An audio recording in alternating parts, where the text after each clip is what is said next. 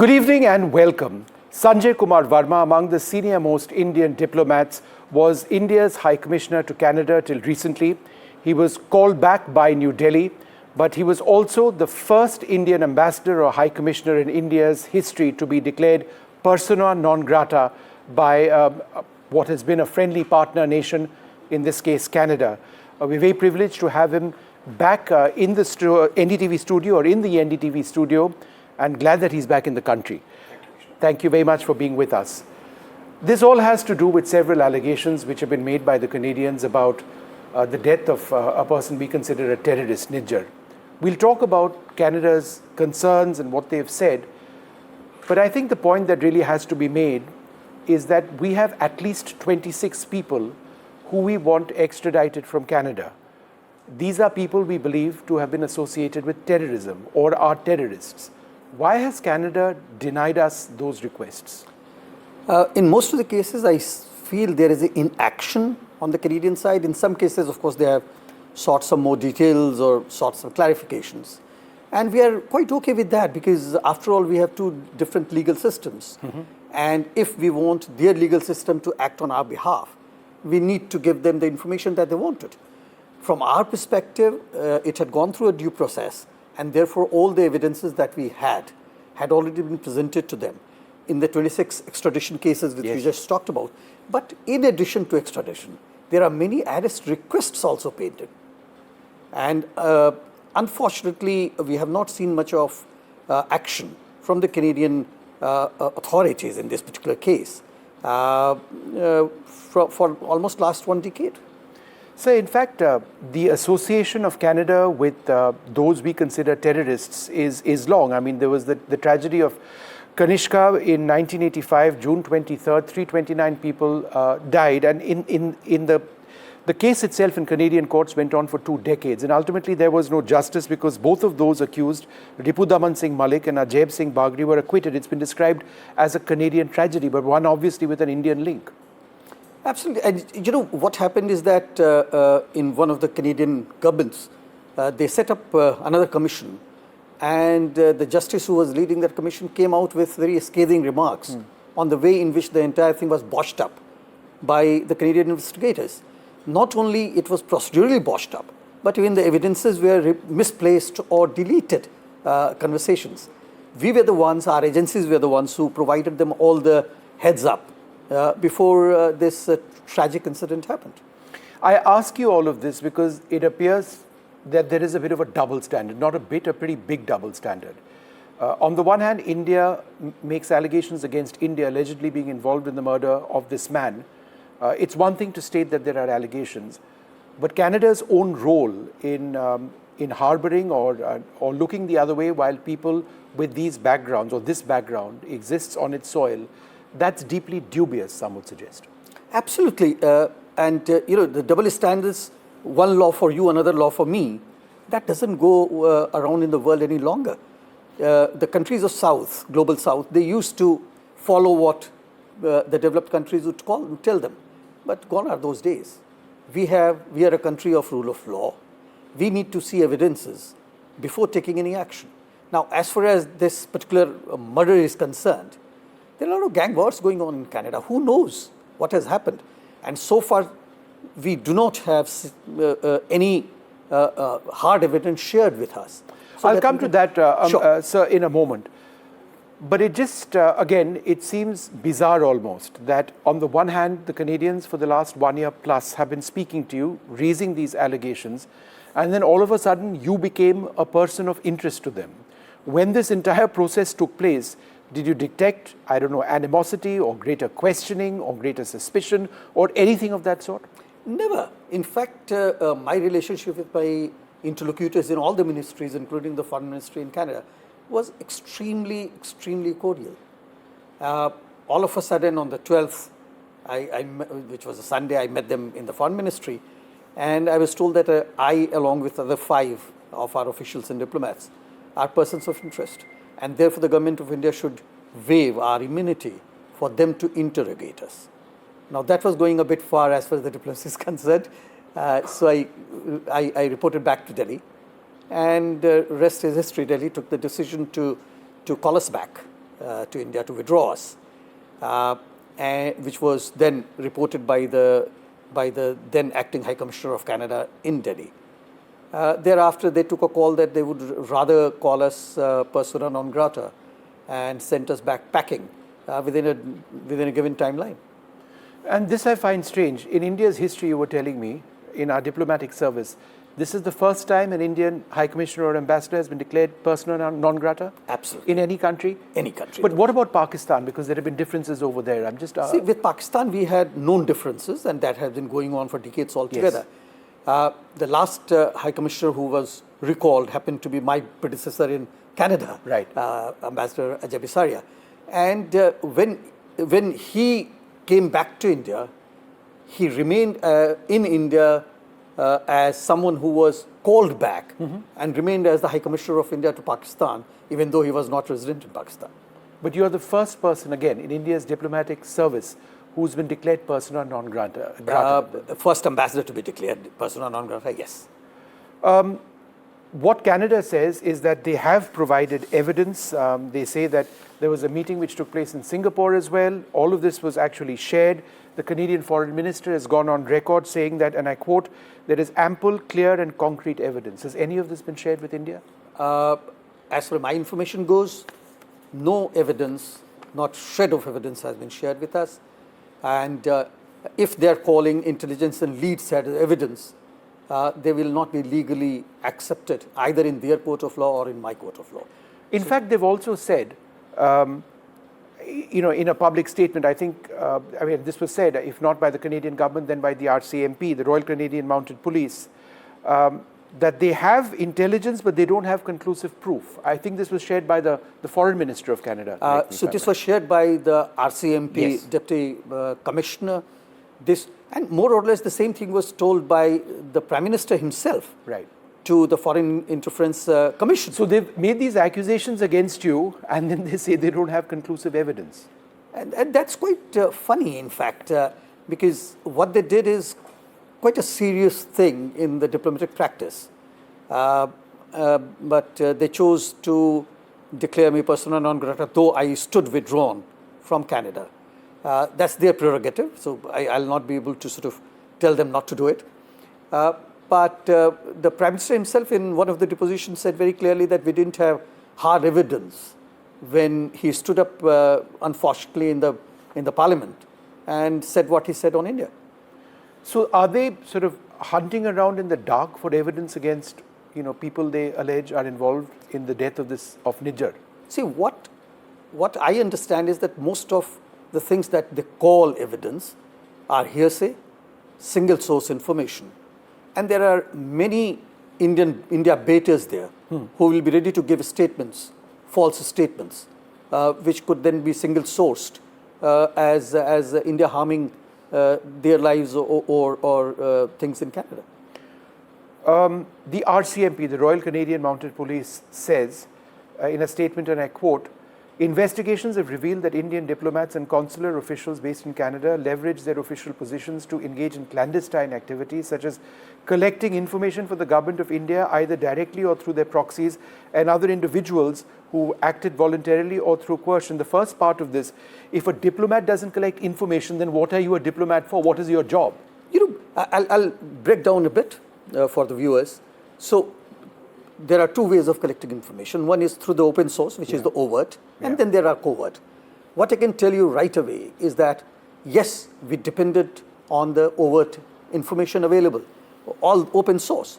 And we will collect the information from the media, we will collect the information from social media of these banned organizations who kept putting it out in Punjabi, and probably not many Canadians would understand. So we did that, we did the analysis, and then we did the trend. And trend was very clear. They wanted Canada-India relation destroyed. They wanted Indian image to be maligned in Canada and therefore probably in the Western world. And India believes that this is all politically motivated, that there are elections coming up in Canada. This is being done by Justin Trudeau and his government and his close affiliates. Why do you believe that to be the case? So one thing is that Mr. Trudeau himself has been known to be very close to the Khalistani extremists and terrorists, at least through his political outreach.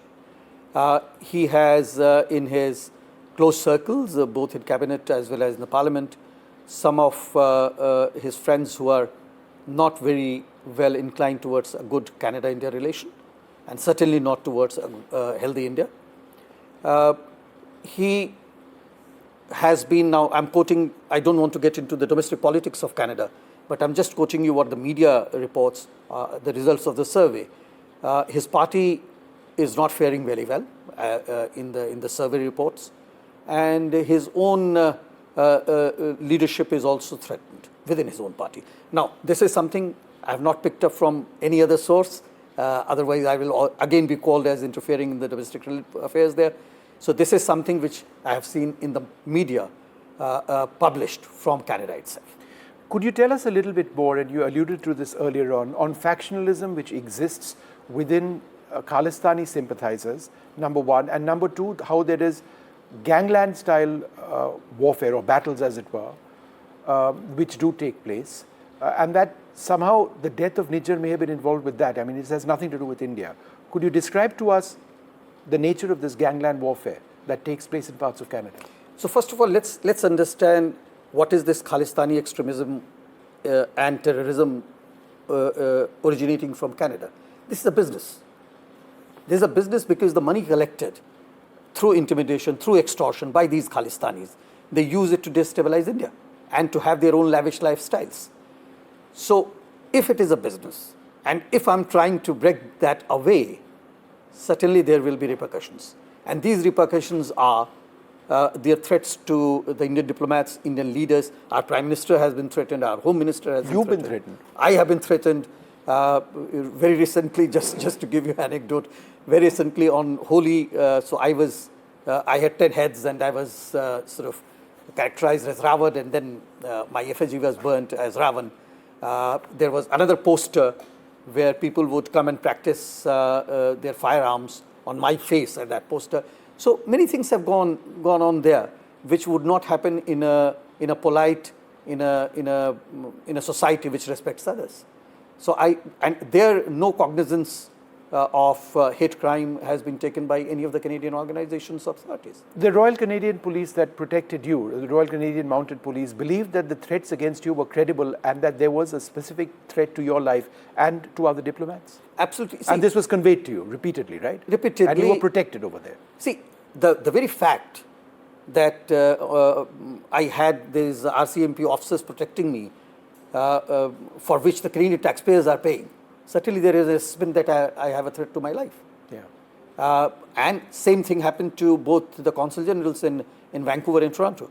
So they were also being protected through the RCMP deployment. And there were effigies you mentioned that were burnt. I think it was last year when there was an effigy of Indira Gandhi, the former Prime Minister, that went down Brampton in Ontario. Again, conveying a message which India just, I mean, it's one thing to say this is freedom of speech, but to a lot of people over here, it just seems bizarre that that can be used as some sort of an excuse to allow open hate against somebody who's dead. You're absolutely right. And not only dead, she was the elected Prime Minister of one of the largest democracies in the world. A democracy which is friendly to Canada. When you demonstrate a bullet-ridden effigy of a former Prime Minister of India with the imagery of her bodyguards who shot, it is nothing but the hate speech. And freedom of speech, even according to the Canadian law, can be limited on the basis of hate speech. You cannot propagate hate speech just in the name of freedom of expression. So my main problem with the way in which the freedom of expression is defined by the Canadian leaders is that, don't you see that is a hate speech? Can't you limit it?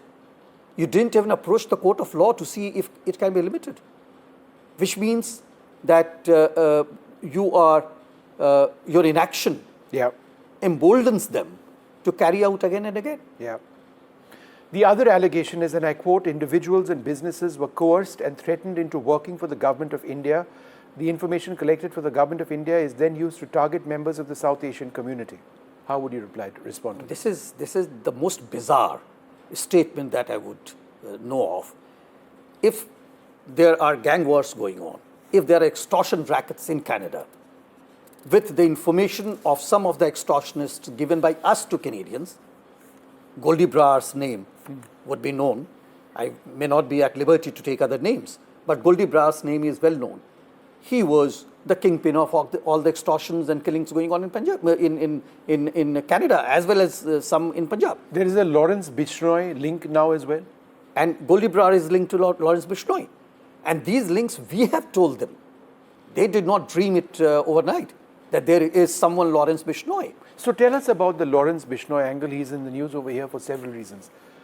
India believes that the Lawrence Bishnoi gang was part of a process to threaten who specifically in Canada? He was involved in the death of, his gang was involved in the death of Nijjar? I will not be able to say for sure because the investigations are on. And that is what I wanted my Canadian colleagues also to understand, that till the time an investigation is on in a rule of law country, you do not come out with revelations what's going on in this investigation. Even after the investigation has concluded something, it has to go through a judicial process before you start convicting people. So in this case, anything which can go wrong has gone wrong. And when you talk about revelations, there were leaks, right, to the Western media to convey a certain message, or which would you suggest didn't really accurately convey our views? Both. When Prime Minister Trudeau got up in the Parliament and said what he said, later on he himself has accepted that there was no hard evidence for him to tell. So, if I have a large foreign relation with a particular country, won't I avoid that? Won't I say that the investigations are already on, so I'll wait till the time the investigation concludes? What was the rush? Also in 2017 or 2018, he was here, right? And there were certain visits and certain engagements which we had problems with. What were those? We had identified one particular Khalistani extremist who was on his invitation list for one of the evening events that he had, and that we conveyed to him. And what did they say at that stage? There were many excuses given for that, and there was passing of buck, as a bureaucrat would say. But finally, an invitation was issued to him in the name of the Prime Minister of a country. So we'll take it that seriously. There is a linkage or an association which is being drawn between the developments in the United States with the Pannun case and the allegations that India was involved in trying to eliminate this particular man and what has taken place in Canada. The US seems to suggest that there has been progress in conversations with us. India seems to have taken action. This one particular person has been sacked. Is there some sort of association instigated or perpetrated by the government of India between what's happening in America and what's happening in Canada? See, I'll not be able to talk about the US because my mandate was India-Canada. As far as these two crimes or perceived crimes are concerned, they are two different crimes, two different places. But for Canada, for which I can talk about, unless you show us the evidence, unless you share the evidence with us, which can be legally accepted, what do you want us to do? And you're confident because Canada has arrested, what, about 6 people, right? Four people. Do you believe that as the case progresses in court, there won't be any iota or shred of evidence which links India at all to the Nijjar case? You're confident? See, there are two different investigations on.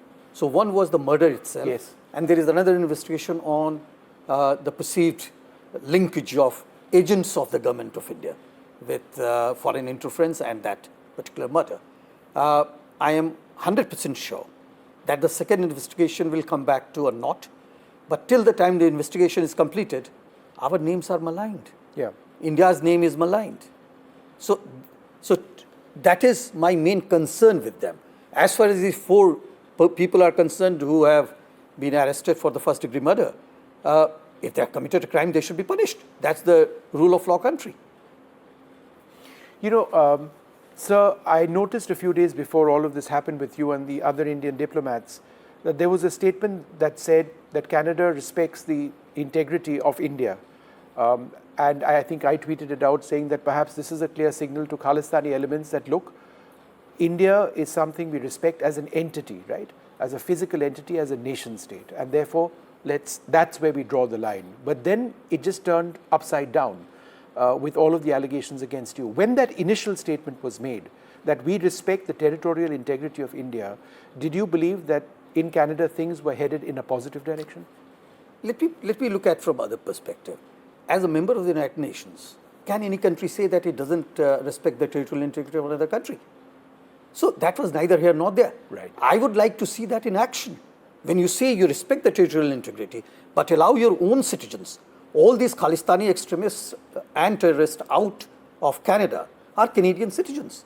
So what you're doing is you're allowing your citizens to have these so-called referendums and protests and hooliganism, to say that another state, another country should be carved out of India. Is that respecting the territorial integrity of a friendly country? Certainly not. And if they are doing so, won't you take action? Yeah. What about the Five Eyes, who Canada works with very, very closely? And apparently there is an association with evidence or information sort of given by their partner intelligence, their intelligence partners. How do you see the working of the Five Eyes, as it were, towards these allegations which have been made against India? See, since we are not a partner country to Right. Five Eyes, so I'll not have inside information or insights to how do Five Eyes work. But what was told to me that the initial information on the incident which happened in Surrey regarding this dreaded terrorist who was murdered came through one of the Five Eye partners. But since we don't have an insight, I particularly don't have an insight as to how do they work, so I'll not be able to come to that. One of the things that Canada has done in just the last couple of days is target members of the Indian media over here and suggest that they're part of an Indian influence operation. But it just seems strange that in the past, there have been journalists who have written about the Khalistan threat. There was a Canada-based Sikh journalist, Tara Singh Nijjar, who was killed, right? So the threat that it's one thing to allege influence operations over here, but on your own soil, if journalists are being killed, allegedly by Khalistanis, it sort of represents a far graver threat, I would suggest. I would also say that if it was done in Canada, it is freedom of expression. If Indian journalists who are actually using their freedom of expression do this, then this is a threat. Yeah. I'm really surprised at this double standard, which in this particular case we have seen coming out of Canada.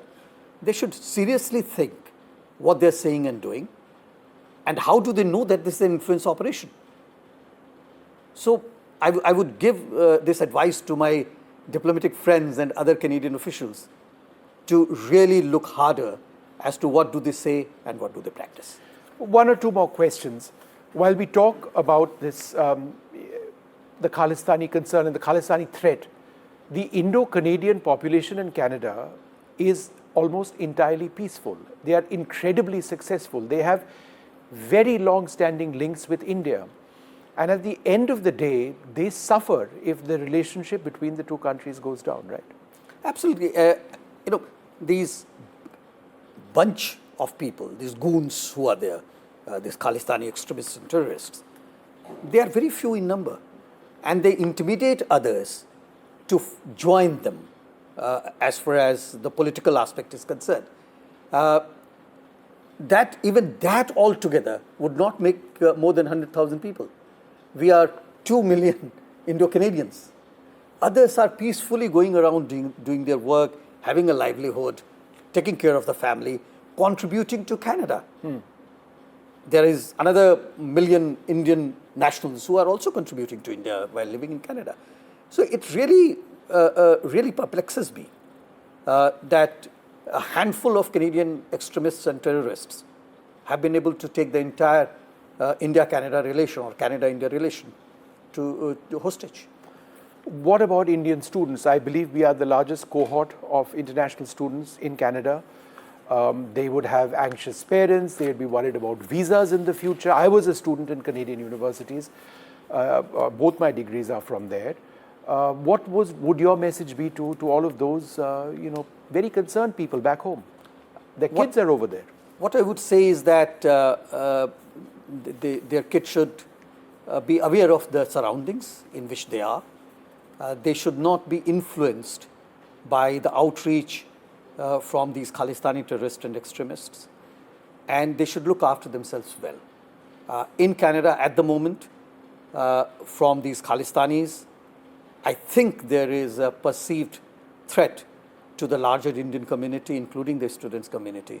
And therefore, if they see anything suspicious or they are reached out by someone whom they feel is suspicious, they should immediately report to the law and order authority of their region. That's an important statement, sir. There is an outreach effort by Khalistani sympathizers in Canada towards Indian students. Yes. How does that happen?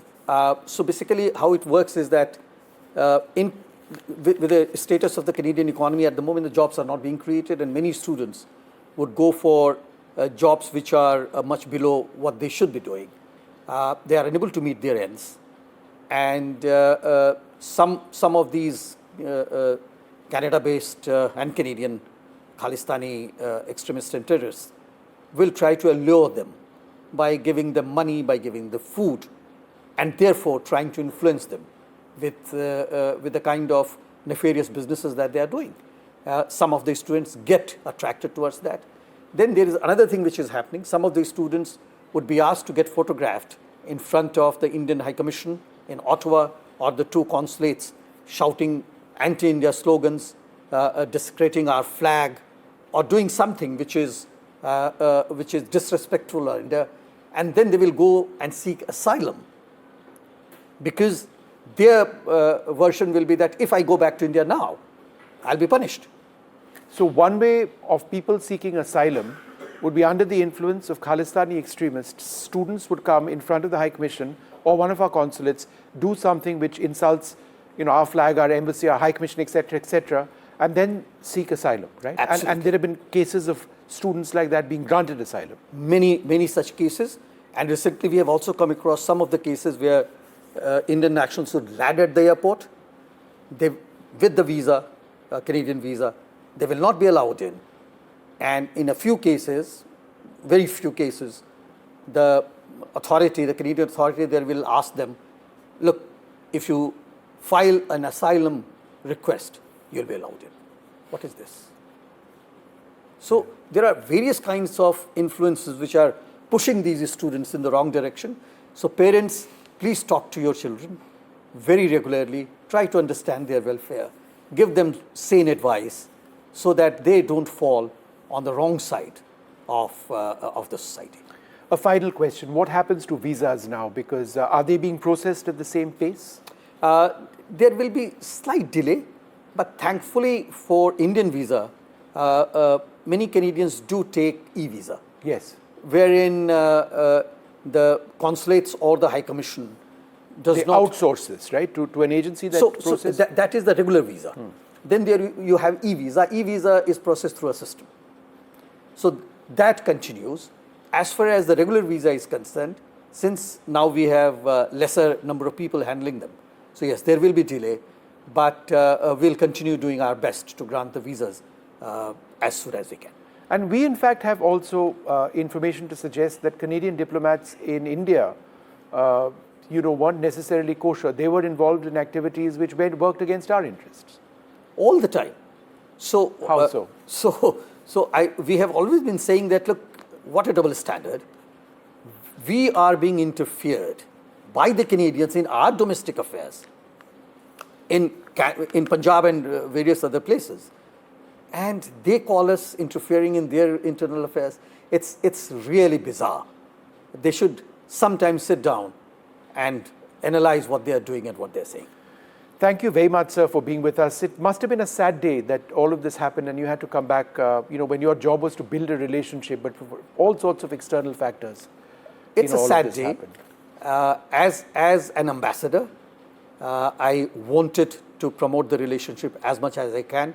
But when it comes to my national interest, I'm not ready to compromise. Ambassador Sanjay Kumar Verma, thank you very much for speaking to us. Thank you very much. Well, there you have it. The first interview, once he's returned, High Commissioner Sanjay Kumar Verma, the first Indian ambassador or High Commissioner declared persona non grata by a country telling us about the nature of the threat which exists in Canada, telling us very significantly about his concerns for Indian students, about the allegations which have been raised, and raising a lot of larger questions, particularly also on the history of concerns that India has had on threats, the fact that we've asked for more than 24 people to be extradited to this country. Has that happened?